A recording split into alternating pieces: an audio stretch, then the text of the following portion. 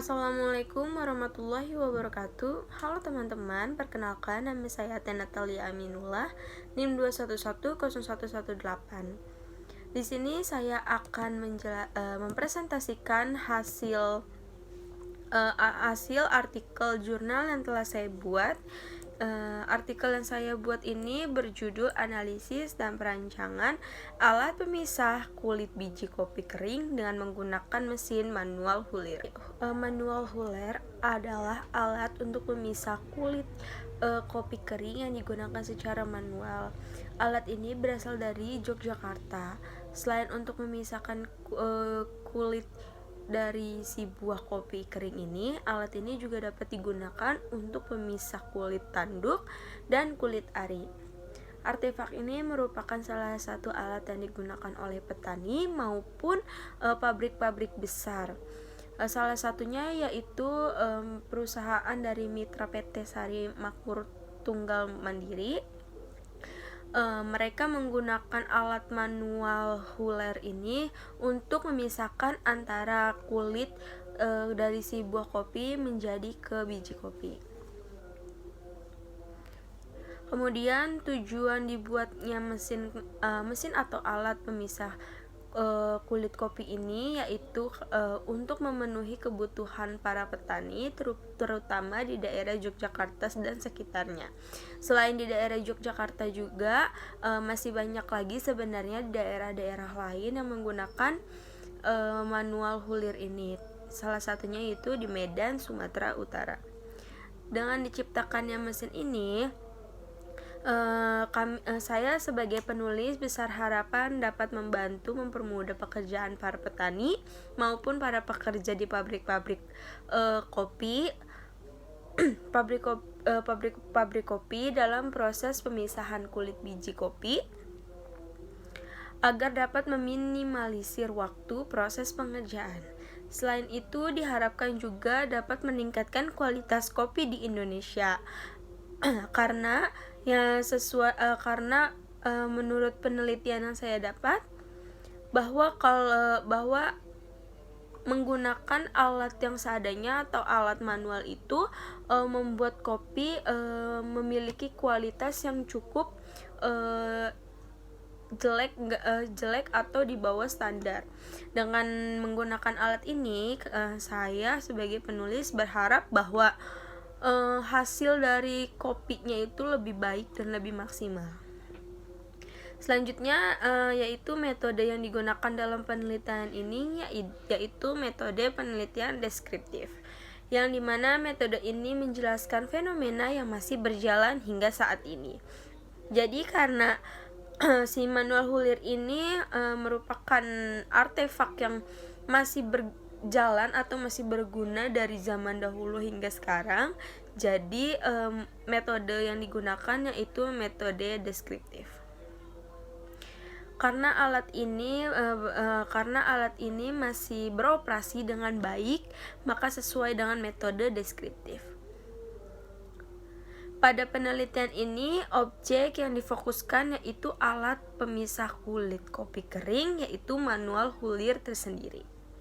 Jadi, hasil dari penelitian alat pemisahan kulit kopi kering ini bisa kita simpulkan bahwa alat ini sangat berguna bagi petani maupun pekerja-pekerja di pabrik dalam memproses pemisahan pemisahan kulit buah kopi yang ada. Nah, dikarenakan komoditas kopi saat ini sedang berkembang pesat, namun dari beberapa perusahaan atau dari beberapa pembuat kopi ataupun dari petani di daerah terpencil memiliki kesulitan dalam meningkatkan usahanya. Kenapa seperti itu? Karena mereka pada saat itu masih menggunakan alat yang seadanya, di mana mereka masih menggunakan alat yang manual gitu loh. Sedangkan untuk memisahkan kulit biji kopi ini membutuhkan waktu yang begitu banyak apabila menggunakan alat yang manual, karena bukan hanya satu atau dua saja, karena bahkan ribuan yang harus diselesaikan, yang harus dipilih yang harus dipisahkan kulit-kulitnya ini. Kemudian itu untuk badan dari si bodi mesinnya itu menggunakan bahan dari stainless steel dengan ukuran 304, bahan rangkanya yaitu kaki hollow besi, dan kebersihan bijinya 94%. Nah, kebersihan biji ini lebih sempurna daripada menggunakan alat yang manual atau menggunakan alat yang sebelumnya. Jadi kualitas si kopi ini lebih baik daripada kualitas kopi yang sebelumnya.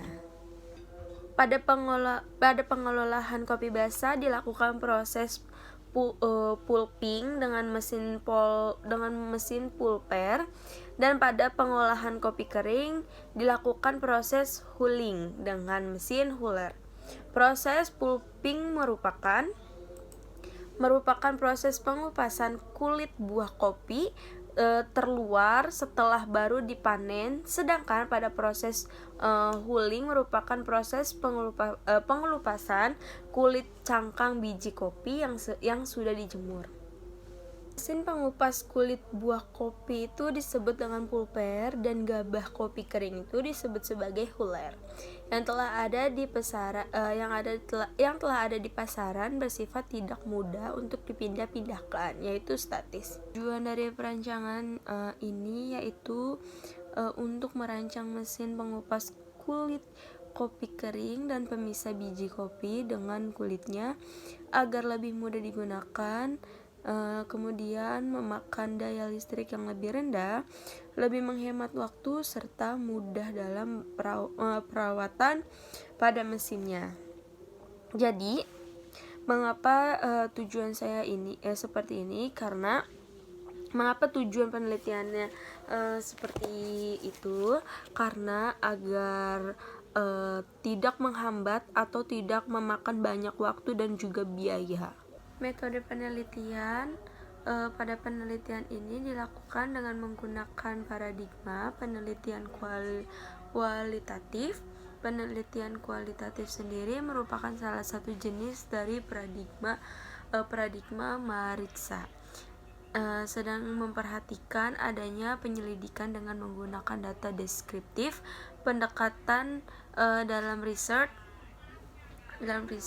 ini yaitu sejarah, sebab nantinya penulis akan menelaah bagaimana penggunaan dari mesin manual